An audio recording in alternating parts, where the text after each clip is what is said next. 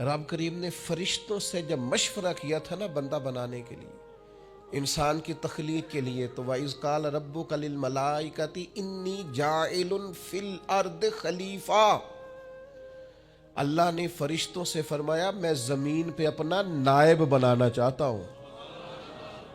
اوہو، کبھی آپ اس کو سمجھ جائیں نا کہ یہ عزت کا تاج کیا ہے۔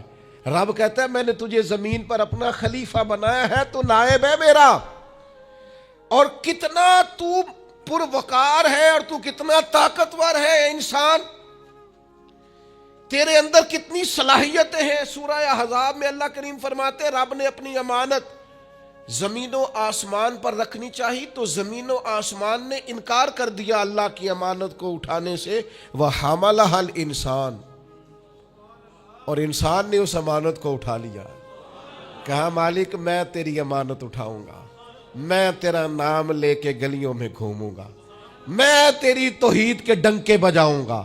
حضرت انسان نے کہا میں تیرے نام کے نعرے لگاؤں گا، میں تیری عبادت کروں گا، میں تیرے لیے نکلوں گا، میں تیرے لیے خیرات کروں گا، میں تیرے رستے میں اپنی صلاحیت۔ وَحَمَلَهَا الْإِنسان، انسان نے امانت اٹھائی اور کہا مالک میں نکلوں گا تیرے نام کی سربلندی کے لیے، میں تیرے نام پر جہاد کروں گا، اگر جان دینی پڑی تو دعائیں مانگ مانگ کے کہوں گا مالک میں تیرے رستے میں شہید ہونا چاہتا ہوں۔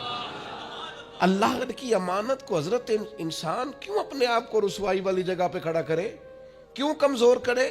بہت پہلے کہا تھا، فقیر آدمی ہوں، جو باتیں کہتا ہوں کوشش کرتا ہوں سوچ سمجھ کے کہوں۔ بہت پہلے کہا تھا میں نے کہ جو اپنی برادری کو بڑا جانتا ہے اس کی زیادتی نہیں، زیادتی اس کی ہے جو اپنی برادری کو سب سے چھوٹا جانتا ہے۔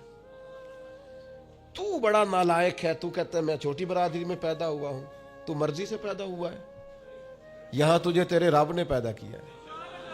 جو ماں تیرے، میں نے ایک دفعہ کہا کچھ دوستوں سے، کہنے لگے کدھر جا رہے ہیں؟ میں نے کہا اپنے والد صاحب کے مزار پہ۔ کہنے لگے پیر تھے؟ میں نے کہا نہیں۔ عالم تھے؟ میں نے کہا نہیں۔ کسی بہت بڑے ادارے میں کسی صدر نشین کی سیٹ پہ بیٹھتے تھے؟ میں نے کہا نہیں۔ وہ ٹریکٹر پر بیٹھ کر کھیتوں میں ہل چلاتے تھے، شام کو بھینسوں کا دودھ دھوتے تھے، وہ کسان تھے، وہ محنت کرتے تھے، پھر وہ تاجر تھے، چھوٹی سی تجارت کرتے تھے۔ لیکن مجھے اگر کوئی کائنات میں پوچھے گا نا خوش نصیب کتنے ہو، تو میں کہوں گا میں نے اس طرح کا باپ نہیں دیکھا جس طرح کا اپنا باپ دیکھا، اس لیے کہ میری شخصیت میں اگر کوئی نکھار ہے تو سب سے زیادہ رنگ میرے ابا جی کے بھرے ہوئے، تو میں کیسے انکار کروں؟ سب سے زیادہ ان کے دیے ہوئے رنگ ہیں شخصیت کے اندر، ماں باپ کے۔ او بھائیوں، ناز کے ساتھ زندگی گزاری جاتی ہے، کبھی اپنے آپ کو رسوائی والی جگہ پہ کھڑا نہ کریں، کبھی اپنے آپ کو کمزور نہ کریں، مضبوط رہیں، طاقتور رہیں۔ اور تیسری بات، ایک تو اپنے نفس کو پہچاننا ہے، دوسرا اپنی عزت کرنی ہے۔ کس کی عزت کرنی ہے؟ اپنی عزت کرنی، تکبر نہیں کرنا، اپنی عزت کرنی ہے۔ عربی کے کسی شاعر نے کہا تھا جو اپنی عزت نہیں نہ کرتا اس کی عزت بھی کوئی نہیں کرتا۔ اب وہ آپ نے ایک عام محاورہ سنا ہوگا، اپنی عزت بندے کے اپنے ہاتھ میں ہوتی ہے۔ اس کا معنی کیا ہے؟ آپ کبھی بھی کوئی ایسا کام نہ کریں جس سے آپ کی ذلت ہو، آپ اپنی عزت کریں، آپ اپنی تکریم کریں، آپ اپنے وقار کو بلند رکھیں، آپ کبھی بھی اپنے لہجے کو، معیار کو کمزور نہ ہونے دیں، آپ فکری توانائی کا ہمیشہ مظاہرہ کریں، طاقتور رہیں، کمزور نہ پڑے کبھی بھی۔ اور تیسرا یہ ہے کہ اپنے نفس کی تربیت کریں۔ جس طرح انسان اپنے وجود کی نشو و نما کرتا ہے نا، وہ کہتا ہے یہ کھاؤں گا تو طاقت ہوگی، یہ کھاؤں گا تو بیمار ہوں گا، یہ کھاؤں گا تو میں فریش رہوں گا، یہ کھانے سے میری طبیعت میں درد ہوگی، اسی طرح وہ اپنی تربیت کرے، اپنی نشو و نما کرے، اپنی روحانی تربیت پر توجہ دے۔ وہ دیکھے یہ کام کرنے سے میری طبیعت گناہ کی طرف مائل ہوتی ہے، اس بری صحبت میں بیٹھنے سے میرے اندر بعض بری چیزیں آتی ہیں، اس کے پاس بیٹھنے سے سوچے میری گدلی میلی کچیلی ہوتی، اور اس شخص کی صحبت جو ہے وہ مجھے تازہ کرتی ہے، اللہ کے قریب کرتی۔ تربیت نفس پر توجہ دیں، اپنی باطنی کیفیات کو ملاحظہ کریں۔ اپنی تربیت سب سے زیادہ انسان خود کر سکتا ہے، بل الانسان علی نفسہ بصیرہ، انسان خود اپنے اوپر گواہ ہے۔ وہ خود محسوس کرے کہ کہاں کہاں میرے اندر غلطیاں ہیں، کہاں کہاں میرے اندر کمزوریاں ہیں، وہ ان ساری چیزوں پر متوجہ رہے۔ ڈاکٹر نے دوائی دینی ہوتی ہے، اور دوائی دینے کے بعد وہ کہتا ہے یہ نسخہ ہے اور یہ کھانے کی ترتیب ہے اور یہ آپ کی پرہیز ہے۔ اب مریض کہے کہ جناب ڈاکٹر صاحب کوئی نظر کریں آپ تاکہ میں نہ نظر سے ٹھیک ہو جاؤں، تو ڈاکٹر کہے گا میری نظر یہی ہے جو میں نے نسخہ لکھا ہے نا، یہی نسخہ ہے، یہ دوائی کھائے۔ یہ وہ لوگ آتے ہیں پیر صاحب کے پاس، کہتے ہیں کوئی نظر کرے میں نیک ہو جاؤں۔ بھی پیر صاحب نے نسخہ بتایا نا، 5 نمازیں پڑھو، نماز کے بعد یہ والا ذکر کرو، پیر صاحب نے بتایا نا اس کام سے پرہیز کرو، تو آپ ان بات مانیں، انشاءاللہ اللہ شفا عطا فرمائے گا۔ آپ اس نسخے پر، وہ پیر فیض الحسن شاہ صاحب رحمۃ اللہ علیہ آل و معار شریف والے فرمایا کرتے تھے، مرید کہندے نے سانو نمازاں نہ پڑھاؤ، اللہ اللہ نہ کراؤ، ایویں ہی پہنچاؤ۔ تو کہتے ہیں یہ ایویں والا کام ہو سکتا؟ ہاں، جو شریعت کے احکام ہے وہ تو سارے کرنے پڑتے ہیں۔ اور پھر لوگوں کو نا ایسے موقع پہ بابا بلے شاہ جی یاد آ جاتے ہیں، کہتے بلے شاہ نو مرشد ملے ہے تے انہیں ایویں ہی جا بخشایا ہے، او نا نا نا نا 300 پہلی زمین ہوندی سی بابے بلے شاہ دی، انہیں سارے دیتی دی اللہ دی راہ وچ، ایویں جڑا جے نا وہ اے والا ایویں جے۔ نیرا شیر نہ پڑھو، پیچھے پلٹ کے دیکھو تو صحیح اس شخص نے کمال کیا کیا کیا ہے، مجھے اتنا نظر آ رہا ہے۔ وہ بلے شاہ نو مرشد ملیا جنہیں ایویں جا بخشایا، وہ ایویں ان کی عاجزی ہے، وہ ان کی عاجزی ہے، وہ انکساری ہے۔ وہ کہتے ہیں کہ مجھے بہت زیادہ مشقت نہیں کرنی پڑی، ایک ہی مرشد سے سارا کچھ مل گیا ہے۔ یہ اس بات کا ترجمہ ہے، اس کی تشریح ہے۔ من مانی باتیں، من مانی آپ تربیت اپنی کریں، اپنے اوپر غور کریں۔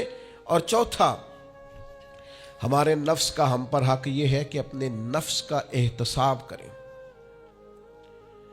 اپنے نفس کو اللہ کی رضا کے مطابق ڈھالیں، اس کا محاسبہ کریں۔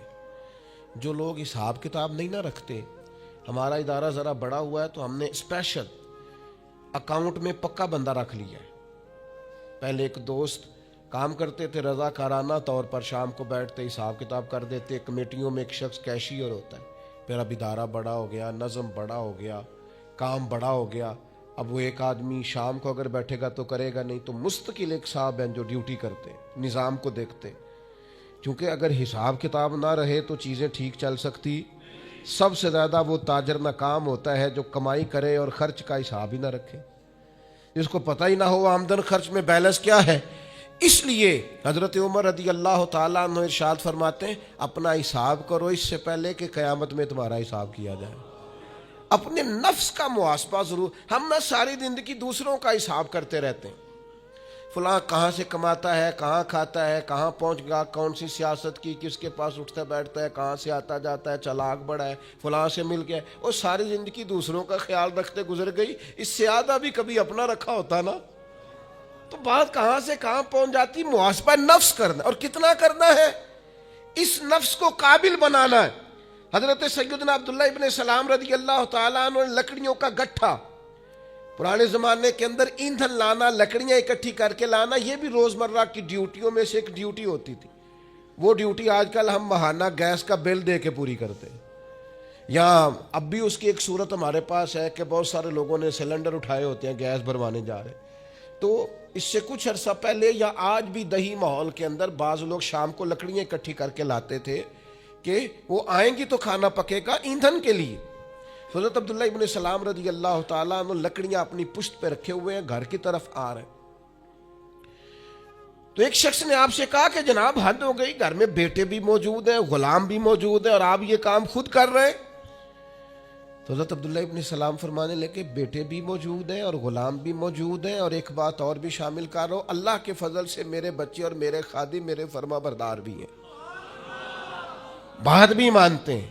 لیکن فرمانے لگے میرا نفس نہ تھوڑا بڑا ہو گیا تھا، یہ مجھے کہہ رہا تھا تو بہت بڑا آدمی ہو گیا ہے، تو بہت بڑا شخص ہو گیا، تیری بڑی شخصیت ہو گئی ہے۔ فرمایا یہ جو ذرا لکڑیوں کا گٹھا پشت پہ رکھا ہے نا، یہ رکھا پشت پہ ہے، لیکن ذرا حساب اپنے نفس کا کر رہا ہوں، محاسبہ نفس کر رہا ہوں، اسے سمجھا رہا ہوں کہ اتنا بڑا ہونے کی ضرورت۔ ہمارے بزرگ فرمایا کرتے تھے، آخر تک اپنے استادوں کی بارگاہ میں حاضری دینی ہے. میرے اسا فرمایا کرتے آخر تک اپنے مشائخ سے جڑے رہنا ہے, آخر تک اپنے اساتذہ کے پاس آنا جانا. کچھ لوگ بے نیاز ہو جاتے ہیں نا, خود عالم ہو گئے اب استاد گئے, خود بڑے ہو گئے اب گئے. کہتے تھے آخر تک جانا اس لیے کہ بعض لوگوں کے پاس جانے سے انسان کو لگتا ہے کہ نہیں مجھ سے بھی بڑے موجود ہیں. ان کے پاس بیٹھنے سے احساس ہوتا ہے کہ میں اتنا بڑا نہیں ہوں. اور بڑا بھی ہمیشہ وہی ہوتا ہے جس کا کوئی بڑا ہوتا ہے, جس کا کوئی بڑا نہیں وہ کیسے بڑا ہوگا. تو اللہ تعالیٰ نے بھی ہمیں قرآن مجید کے اندر یہ حکم دیا, یا ایھا الذین آمنوا اتقوا اللہ ولتنظر نفس ما قدمت لغد. اے ایمان والو اللہ سے ڈرو اور ہر جان حساب کرے, محاسبہ کرے, دیکھے کہ اس نے کل کے لیے آگے کیا بھیجا. کل کے لیے اس اپنا حساب کرنا ہے, محاسبہ نفس کرنا. یہ نفس کا حق ہے. جس طرح کپڑے میلے ہو جاتے ہیں تو آپ پریشان ہوتی ہیں کہ یار یہ میلے ہو گئے بدلنے چاہیے. جوتے ٹوٹ جاتے ہیں تو آپ خیال کرتے ہیں یار مجھے آنا جانا ہوتا ہے, یہ مجھے ٹھیک کرنے چاہیے. تو نفس پر میل کچیل چڑھ جاتی ہے, لوگ حساب ہی نہیں کرتے. باطن سارا گدلا ہو جاتا ہے, لوگ حساب ہی نہیں کرتے. اندر سارا کمزور ہو جاتا ہے, حساب ہی نہیں کرتے. اس نفس کا حساب کرنا ہے, محاسبہ کرنا ہے. اس کا بھی حق ہے.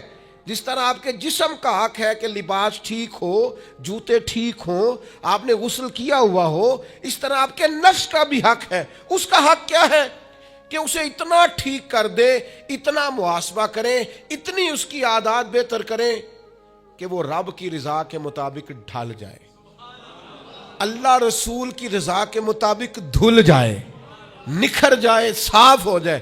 اس طرح کا ہو جائے کہ جب دنیا سے جانے لگے تو آواز آئے, یا ایتھا النفس المطمئنہ, اے نفس مطمئنہ, ارجعی الی ربک راضیۃ مرضیہ, لوٹ اپنے رب کی طرف, تو اپنے رب سے راضی ہے اور تیرا رب تجھ سے راضی ہے.